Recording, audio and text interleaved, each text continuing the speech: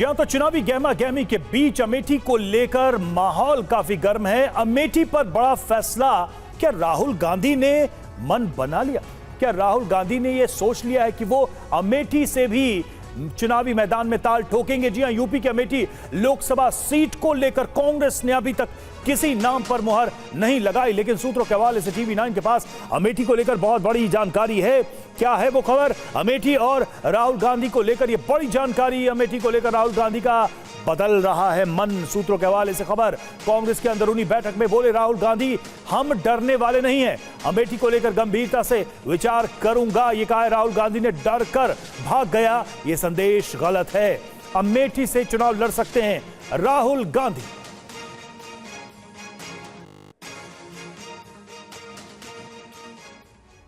और चलिए अब आपको बताते हैं कि कांग्रेस के अंदरूनी बैठक में अमेठी को लेकर राहुल गांधी ने क्या कहा। कांग्रेस के अंदरूनी बैठक में राहुल गांधी ने क्या कहा है, सोर्सेज के हवाले से बड़ी जानकारी सामने आ रही है। पहली बात, हम डरने वाले नहीं, मेरी व्यक्तिगत वजहें थी, लेकिन डर के भागने जैसी बात की जा रही है। आप भी कह रहे हैं उत्तर भारत में संदेश ठीक नहीं जाएगा, पारंपरिक सीट है, तो मैं इस पर गंभीरता से विचार करूंगा, क्योंकि डर कर भाग गया, यह संदेश गलत है, इसको नेस्तनाबूद करना होगा, यह मैसेज गया है। इसको लेकर राहुल गांधी काफी गंभीर नजर आ रहे हैं, ऐसे सोर्सेज के हवाले से बड़ी जानकारी सामने आ रही है। और देखिए 26 अप्रैल को हो सकता है बड़ा ऐलान, राहुल के अमेठी से चुनाव लड़ने की हो सकती है घोषणा। प्रियंका के भी रायबरेली से चुनाव लड़ने की चर्चा है, और अमेठी से रायबरेली तक राहुल प्रियंका के चुनाव लड़ने की चर्चा है।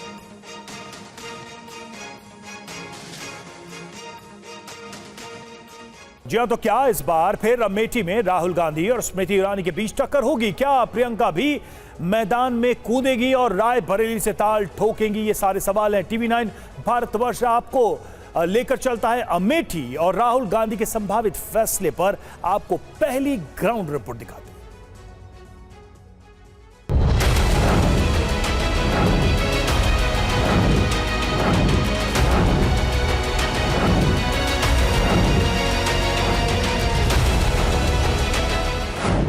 राहुल गांधी जब पहली बार चुनाव लड़ने आए थे, तब मुझे याद है कि वो पीछे पीछे थे और प्रियंका गांधी उनका हाथ पकड़कर आगे आगे चल रही थी। जब वो पहली बार 2004 में अमेठी में नामांकन करने आए थे, तब यही तस्वीर थी। लेकिन उसके बाद जब 2014 में जीतने के बाद जब वो अमेठी आए अपना जीत का सर्टिफिकेट लेने के लिए, तब राहुल गांधी आगे आगे चल रहे थे और प्रियंका गांधी का हाथ पकड़कर आगे आगे चल रहे थे। तब ये कहा गया कि राहुल गांधी अब कांग्रेस में ड्राइविंग सीट पर है। लेकिन अब 2024 में अगर सच में देखें तो दोनों भाई बहन यानी राहुल और प्रियंका दोनों ही ड्राइविंग सीट पर हैं, और ये महज संयोग है या फिर कह लें कि कोई राजनीतिक प्रयोग है कि दोनों के ही चुनाव लड़ने पर, यानी राहुल के अमेठी से और प्रियंका गांधी वाड्रा के रायबरेली से चुनाव लड़ने पर अब भी सस्पेंस बना हुआ है। इस बार के चुनाव में सबसे ज्यादा चर्चा रायबरेली और अमेठी सीट की है, क्योंकि दोनों ही सीट पर कांग्रेस ने अभी तक उम्मीदवारों का ऐलान नहीं किया है। अब तक रायबरेली से चुनाव लड़ और जीत रही सोनिया गांधी राज्यसभा पहुंच चुकी हैं। ऐसे में सवाल यह है कि अब उनके बाद यहां से चुनाव कौन लड़ेगा। कुछ ऐसा ही सवाल अमेठी को लेकर भी है। चर्चा है कि 26 अप्रैल को राहुल के अमेठी से चुनाव लड़ने का ऐलान हो सकता है, जबकि रायबरेली से प्रियंका के चुनाव लड़ने की चर्चा है। और इसी दावे की पड़ताल के लिए टीवी 9 भारतवर्ष की टीम अमेठी पहुंच गई। क्या चल रहा है यहाँ? मतलब यहाँ राहुल गांधी का इंतजार चल रहा है, और राहुल गांधी अगर यहाँ आए 26 के बाद। 26 वाला मामला क्या है? अब 26 ही कह रहे हैं कि 26 के बाद आएंगे, तो फिर उसके बाद यहाँ एक माहौल बना हुआ बैठा है और उन्हीं का इंतज़ार कर रही है अमेठी पूरा संसदीय क्षेत्र। और इसमें हम ही अकेले नहीं, इसमें सारा संसदीय क्षेत्र उनका इंतज़ार कर रहा है। अमेठी में कुछ लग रहा है क्या? अमेठी में तो अभी कोई मैदान में उतरा ही नहीं, कोई प्रत्याशी, केवल मंत्री जी आई हैं और इसके अलावा तो अभी कोई आया नहीं मैदान में। इसमें कुछ अभी तो समझ में नहीं आ रहा है। 2 महीने पहले ही राहुल गांधी की न्याय यात्रा अमेठी पहुंची थी, लेकिन उस वक्त कोई खास माहौल नहीं बन पाया। देखिए, आप कन्याकुमारी से कश्मीर तक चल रहे हो, मगर हमारे प्रदेश में तो आप आए नहीं। अमेठी के लोग आए, इन्होंने कहा आपने भारत जोड़ो यात्रा की, मगर आपकी यात्रा अमेठी से नहीं आई।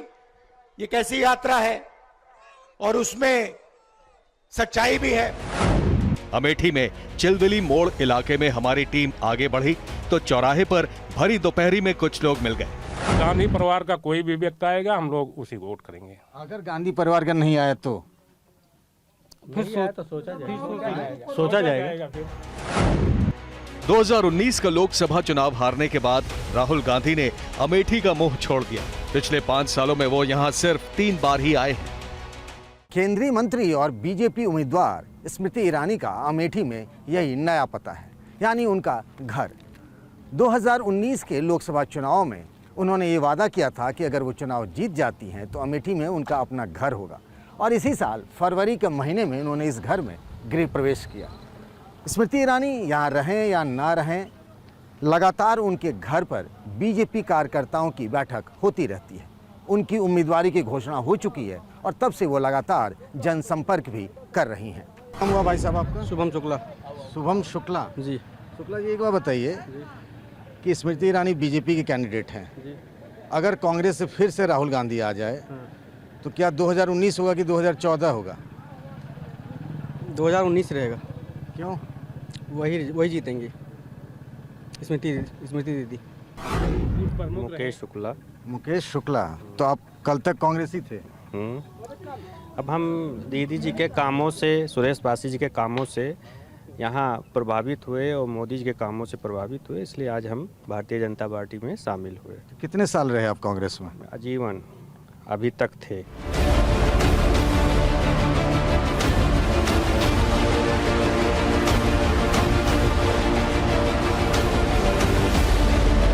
अमेठी के बदलाव की कहानी के एक छोर पर स्मृति ईरानी है तो दूसरी तरफ राहुल गांधी, जिनका अमेठी में ना तो कोई घर है और ना ही वो यहां के वोटर। राजनीति में टाइमिंग और मैसेज पूरी बाजी को पलट देते हैं और इस मामले में स्मृति ईरानी भारी पड़ती दिखाई दे रही हैं। 2014 में चुनाव हारने के बाद उन्होंने अमेठी को अपना घर बना लिया और वोटरों को परिवार। अमेठी का चुनावी माहौल समझने के लिए हमारी टीम आगे बढ़ी तो सेवई गांव में कुछ लोग राहुल गांधी का गारंटी कार्ड बांटते हुए दिखाई दिए। कांग्रेस समर्थक घर घर जाकर राहुल के सपनों को लोगों तक पहुंचा रहे हैं। एक बात बताइए कि क्या है इस बार अमेठी को लेकर के कि चुनाव, मतलब कौन लड़ेगा ये तो खैर परिवार तय करेगा, लेकिन मान लीजिए अगर फैसला होता है कि राहुल गांधी लड़ते हैं तो संगठन में तो कुछ दिख नहीं रहा। देखिए, ये अमेठी के लोग हम सब मान कर चल रहे हैं, राहुल गांधी जी लड़ेंगे, ऐसी हमारी तैयारी है।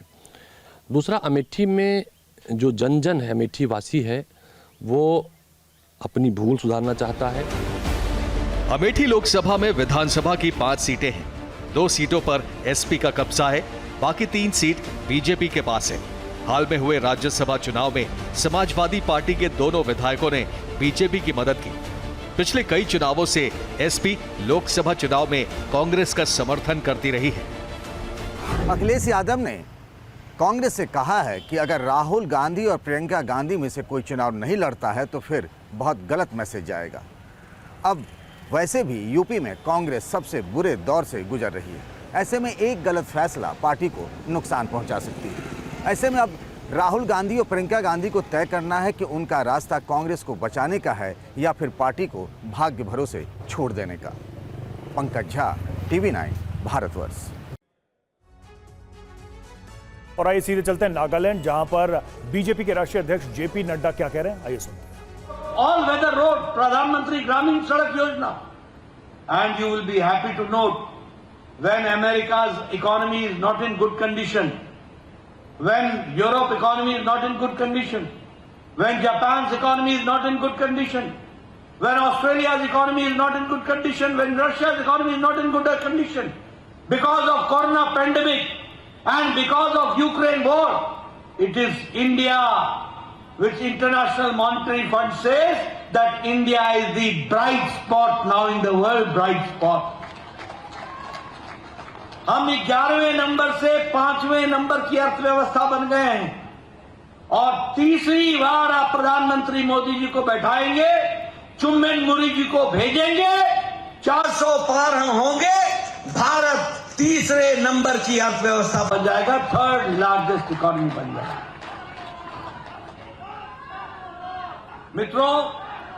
मित्रों, स्टील मैन्युफैक्चरिंग में from 4th position we have come to 2nd position. In pharmaceuticals, in making medicines, 138% increase in exports. India has become the world's dispensary. The most effective and most cheap medicines are being produced by Indian producers, Indian manufacturers. 138% increase in exports. In petrochemicals, 108% increase in exports. And in automobile industry, we have defeated Japan. Now India is the 3rd largest automobile market, that we have to understand. And you will be happy to note, you will be astonished to note that 10 years back, in Diwali the Ganesh Ji, and in Christmas the Christ, the image used to come from China. The Chinese used to make it, but now in toy industry and in industry in making images, India has increased and export has increased by 2.5%. That we have to 2.5 times that we have to understand. तो नागालैंड में सभा को संबोधित कर रहे थे JP Nadda. और अब खबर कन्याकुमारी की, जहां केंद्रीय गृह मंत्री अमित शाह ने रोड शो किया।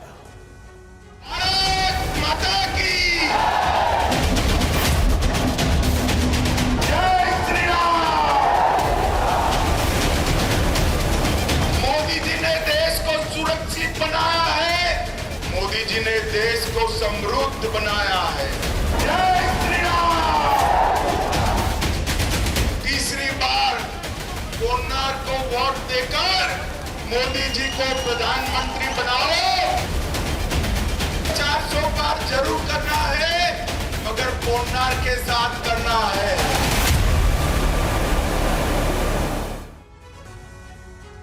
तो आपने जो तस्वीर देखी वो कन्याकुमारी की है। लोकसभा चुनाव के पहले चरण की वोटिंग का दिन नजदीक आ रहा है। आज से ठीक 5वें दिन यानी कि बुधवार को पहले चरण के प्रचार का शोर थम जाएगा। ऐसे में राजनीतिक पार्टियों ने प्रचार अभियान को तेज कर दिया है।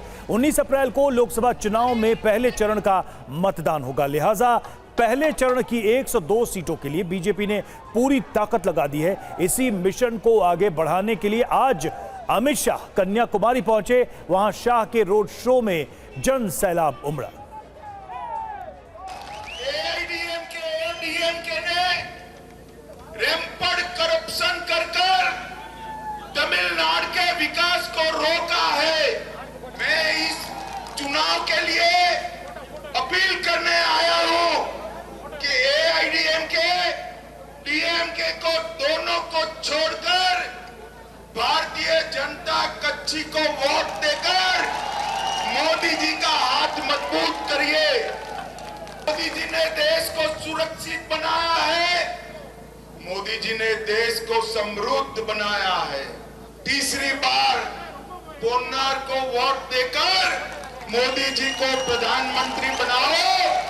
भारत संसार का तीसरे नंबर का अर्थतंत्र बन जाएगा, ये मोदी की गारंटी है।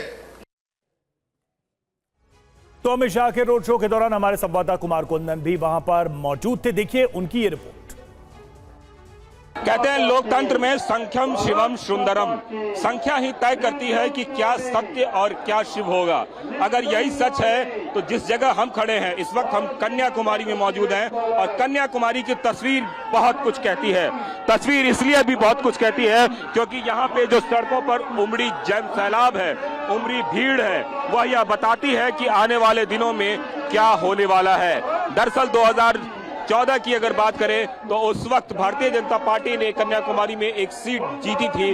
उसके बाद से 2019 में वो चुनाव हार गई थी, लेकिन एक बार फिर अपनी सियासी जमीन को खोने की कवायद जो थी उसको अब पाने की कवायद है और उसमें खुद अमित शाह जो है यहाँ पे लगे हुए हैं और वो हर उस शख्स से मिलने की, पब्लिक कनेक्ट करने की कोशिश कर रहे हैं, क्योंकि इस पूरे अगर रैली को देखें तो इसको सत्ता का सेमीफाइनल के तौर पे भी देखा जा रहा है।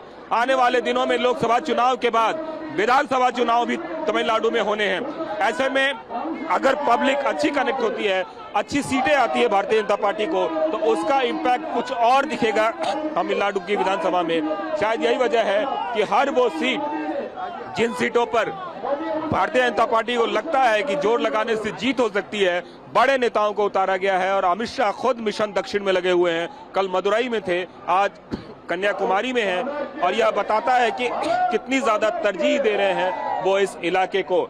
मैं बात करूं तो कल शाम का मौसम बहुत खराब हो गया था, बारिश के बावजूद भी रैली हुई, बारिश के बावजूद भी लोग आए, और आज की सुबह की रैली जो कन्याकुमारी की है उसको कैंसिल कर दिया गया था मौसम को देखते हुए। लेकिन जैसे ही मौसम खुला उसके बाद से अमित शाह खुद मैदान में आए और उन्होंने इस पूरे एक तरह से कह सकते हैं कि रैली की कमान अपने हाथ में ली है।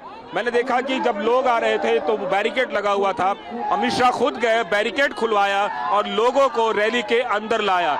यह बताता है कि किस तरीके से एक बड़ा नेता आत्मीय होता है अपने नेता लोगों के साथ, और वो असर जो है वो यहाँ पे दिख रहा है। तो तमिलनाडु की सड़कों पर जो है हर हर मोदी के नारे लग रहे हैं, जय नरेंद्र मोदी के नारे लग रहे हैं, जय श्री राम के नारे लग रहे हैं, और उम्मीद इस बात की कि जो सियासी जमीन खो गई थी उस सियासी जमीन को दोबारा जो है पाया जाए, उसके लिए भारतीय जनता पार्टी के उम्मीदवार अपने पक्ष में जनता को लाने की कोशिश और कवायद में, और उसी की ये तस्वीर यहाँ पे आपको दिख रही है। ये बड़ी भीड़, बड़ी संख्या, और उस संख्या में मोदी के नारे लग रहे हैं और अमित शाह बाकायदा इस जगह पे हैं। और कन्याकुमारी में रोड शो के दौरान अमित शाह अपने एक प्रशंसक से भी मिले। देखिए उस बच्चे से अमित शाह ने क्या कहा। अमित शाह का प्यार बच्चों के साथ कुछ ऐसे देखा जा सकता है कि छोटे बच्चों को अमित शाह जी ने बाकायदा उनके लिए कैरिकेचर बनाया बच्चों ने उनका, और बच्चों से उन्होंने पूछा कि तुम्हारा नाम क्या है। और कन्याकुमारी में छोटे बच्चों से मिल रहे हैं अमित शाह, बड़े लोगों के साथ साथ उन्होंने छोटे बच्चों से भी मुलाकात की है। और जो छोटे बच्चे, वो बच्चे जो उनके लिए एक तस्वीर बना के लाए थे, उस तस्वीर को भी उन्होंने देखा, उस बच्चे को ग्रीट किया, और अब धीरे धीरे वो अपनी रैली से आगे की ओर निकल रहे हैं। तो ये तस्वीर आपको दिख रही होगी कन्याकुमारी की, जहाँ पे कि छोटे बच्चों के साथ अमित शाह ने मुलाकात की, और इस मुलाकात के बाद फिर वो आगे की ओर निकले। तो ये जो छोटे बच्चे हैं, ये वो बच्चे हैं जिनके साथ जो है अमित शाह के कैरिकेचर बनाया था उन्होंने अमित शाह का, और बड़ी कोशिश की थी उनको कि अमित शाह से मिलें, और उसके बाद जो है बाकायदा वो मिलने आए और उनको रथ पे जगह भी दी गई। और यहाँ पे बच्चे मौजूद हैं। Just a minute, what's your good name? Nivin Krishna. Nivin Krishna, what you made for Amit Shah? Drawing. Drawing. And what kind of drawing this was? Strong leader of the India. Okay. And what Amit Shah said to you? Modi and Amit Shah the pillars of India. No. What Amit Shah told you? Amit Shah, very good, and I like that picture. Okay. Amit Shah said you drawing very well and like Yes. the picture. छोटा बच्चा जो अमित शाह से मिला, उन्होंने एक picture दी और अमित शाह ने उसके पिक्चर को पसंद किया, ऐसा बता रहे हैं। कैमरामैन वीरेंद्र मौर्य के साथ कुमार कुंदन, TV9 भारतवर्ष, कन्याकुमारी। और वहीं तमिलनाडु में अमित शाह का मिशन 39 जारी है। इसे मिशन के तहत उन्होंने शुक्रवार को मदुरै में भी रोड शो किया। TV9 संवाददाता कुमार कुंदन से गृह मंत्री शाह ने एक्सक्लूसिव बातचीत की। देखिए।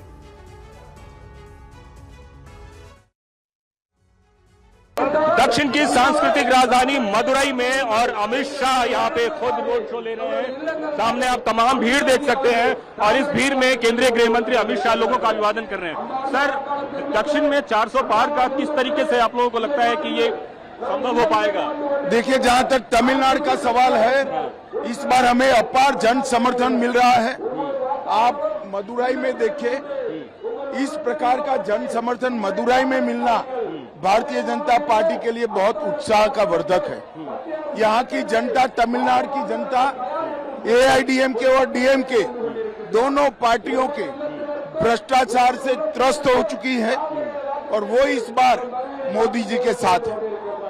सनातन को लेकर बहुत सारे सवाल हैं। यहाँ पे आपने देखा होगा कई सारे ऐसे पॉलिटिशियन हैं जो सनातन को लेकर सवाल करते रहे हैं। देखिए, सनातन के विरोध के कारण भी डीएमके पर गुस्सा है और राम मंदिर की प्राण प्रतिष्ठा के विरोध के कारण भी डीएमके पर गुस्सा है। मगर सबसे बड़ी बात है, करप्शन के कारण ये दोनों पार्टियों पर बहुत बड़ा गुस्सा है। एक बार तमिल संगम और काशी संगम जैसे प्रोग्राम किया भारतीय जनता पार्टी ने, आपको लगता है इन सभी का असर पड़ा है यहाँ पे? निश्चित रूप से असर पड़ता है, परंतु इस बार हम तमिलनाडु में बहुत अच्छी शुरुआत करने जा रहे हैं। एक आखिरी सवाल, इंडिया गठबंधन को किस तरीके से देखते हैं ओवरऑल आप यहाँ पे? देखिए, इंडिया गठबंधन का ये परंपरागत क्षेत्र रहा है, मगर इस बार हम बहुत बड़ा डेंट लगाएंगे, इसका मुझे भरोसा है। निश्चित रूप से बड़े डेंट लगाने की बात है और बता रहे हैं कि 400 पार में दक्षिण का काफी योगदान होगा। कैमरामैन वीरेंद्र मौर्य के साथ कुमार कुंदन, TV9 भारतवर्ष, मदुरई। और दक्षिण भारत खासकर तमिलनाडु में अपनी सियासी पैठ बनाने में अब तक नाकाम रही बीजेपी ने यहां की एक सीट को हॉट सीट बना दिया है। अब तक जिस सीट पर डीएमके और एआईएडीएमके के बीच कांटे की टक्कर होती थी, वहां बीजेपी ने एक पूर्व महिला राज्यपाल को टिकट देकर मुकाबले को त्रिकोणीय बना दिया है। तिमिलासाई सुंदरराजन दिन रात प्रचार में जुटी हैं। TV9 भारतवर्ष के संवाददाता कुमार कुंदन ने वहां उनसे जानने की कोशिश की कि साउथ चेन्नई में लोगों का मूड क्या है। आइए सुनते हैं।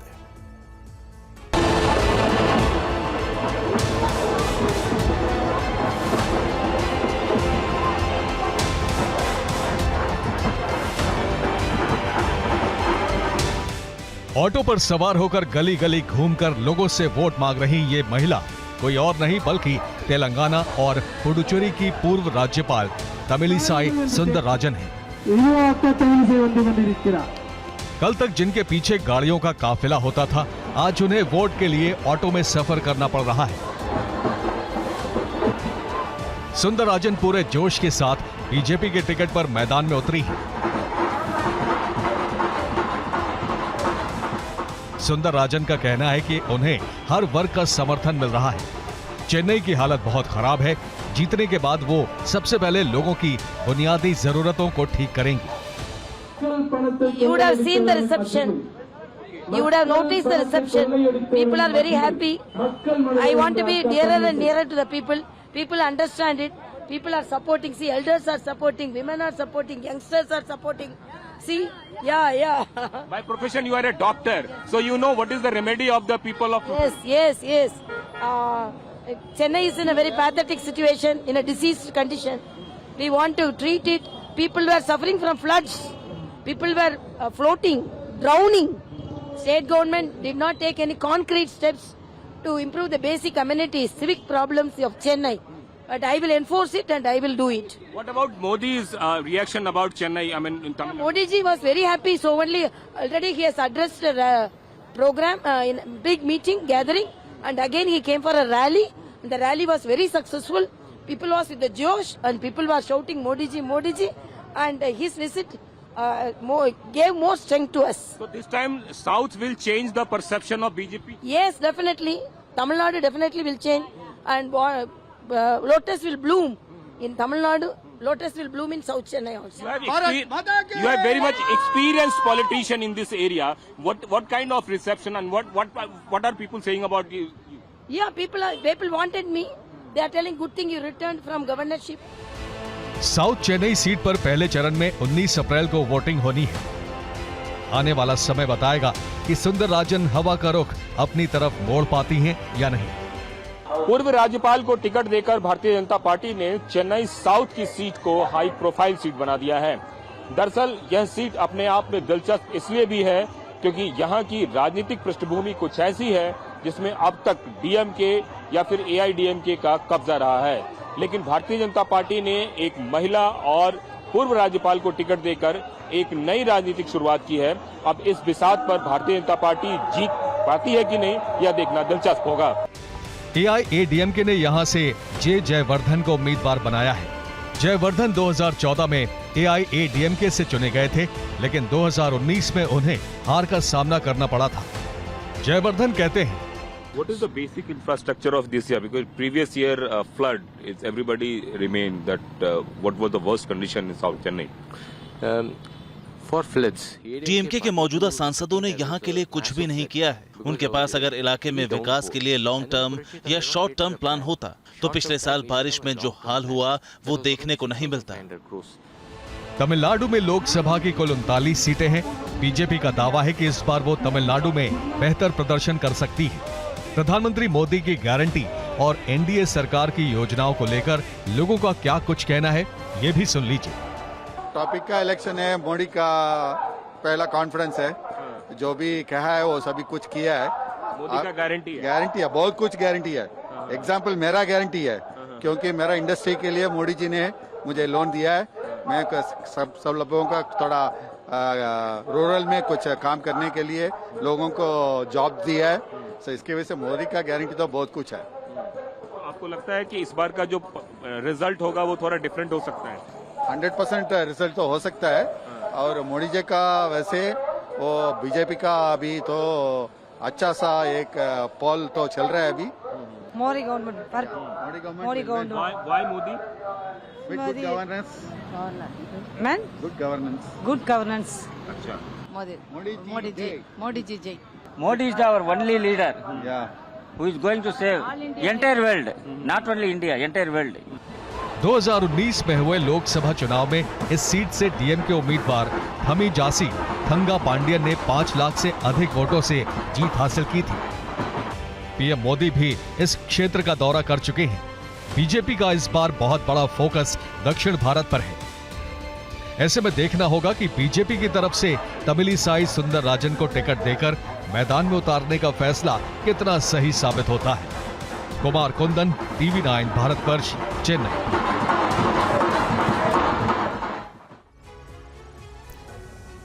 आगे बढ़ते हैं। बड़ी खबर, कंगना रनौत के खिलाफ चुनाव आयोग से शिकायत। विक्रमादित्य पर दिए बयान को लेकर शिकायत।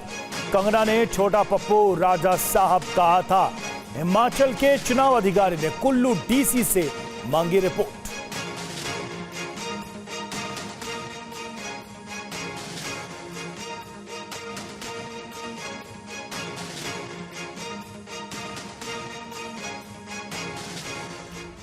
और आइए अब देखते हैं नेताजी का चुनावी रंग। जहाँ पवन बहे संकल्प लिए, जहाँ पर्वत गर्व सिखाते हैं, जहाँ ऊंचे नीचे सब रास्ते भक्ति के सुर में गाते। अरे तुम तो धोखेबाज हो, वादा करके भूल जाते हो। अरे बहुत बढ़िया। लोकसभा केंद्र नरेंद्र मोदी जी प्रार्थी।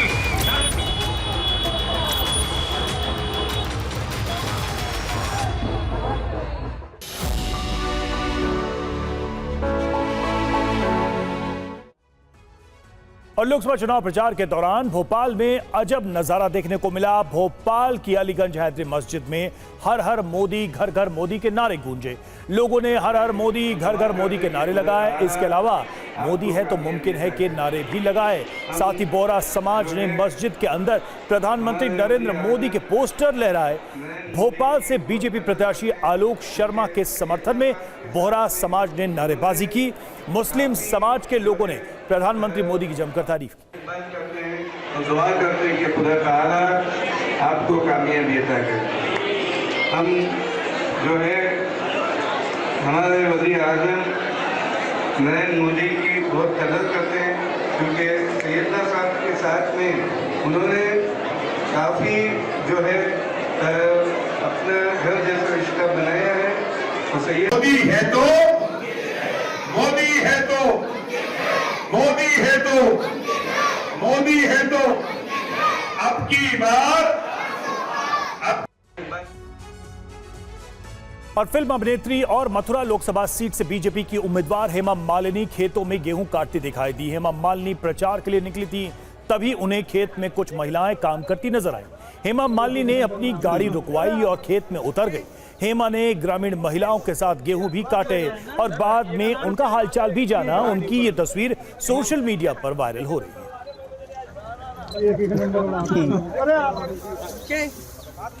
ओके, बहुत बढ़िया है ना। आपका नाम क्या है? मैम। और हेमा मालिनी के डायरेक्ट खेत से तस्वीरें 2019 के चुनाव में भी आई थी।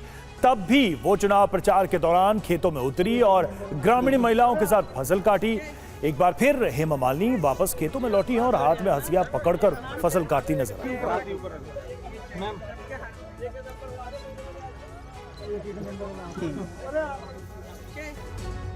और असदुद्दीन ओवैसी हैदराबाद से चुनाव लड़ रहे हैं। डोर टू डोर कैंपेन चला रहे हैं। पार्टी कार्यकर्ताओं के साथ लोगों से सीधे संपर्क कर रहे हैं और वोट देने की अपील कर रहे हैं। कैंपेन की ये तस्वीरें सामने आई। 50 लाख की रोड,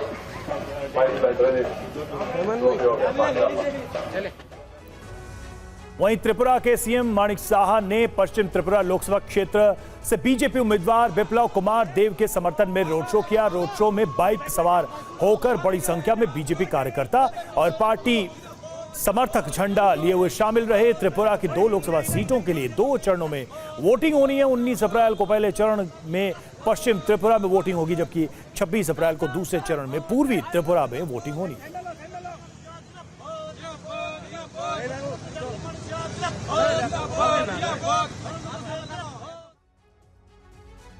और चुनाव में नेता अलग अलग अंदाज में जनता के बीच पहुंच रहे हैं। तमिलनाडु के डीएमके नेता एलके सुधीश की तस्वीर देखिए, जो सब्जी मंडी में पहुंचकर लोगों से वोट मांग रहे हैं। सब्जी मंडी के बाद सुधीश एक चाय की दुकान पर पहुंचे और लोगों को चाय बनाकर पिलाई। एलके सुधीश कुड्डालोर लोकसभा से उम्मीदवार हैं।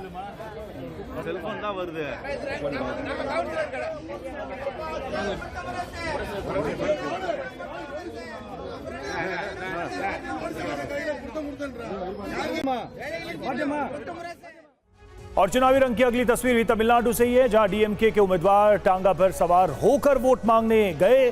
टांगे की कमान भी खुद ही संभाली। चाबुक से घोड़े को सही रास्ते पर चलाने की कोशिश करते नजर आए।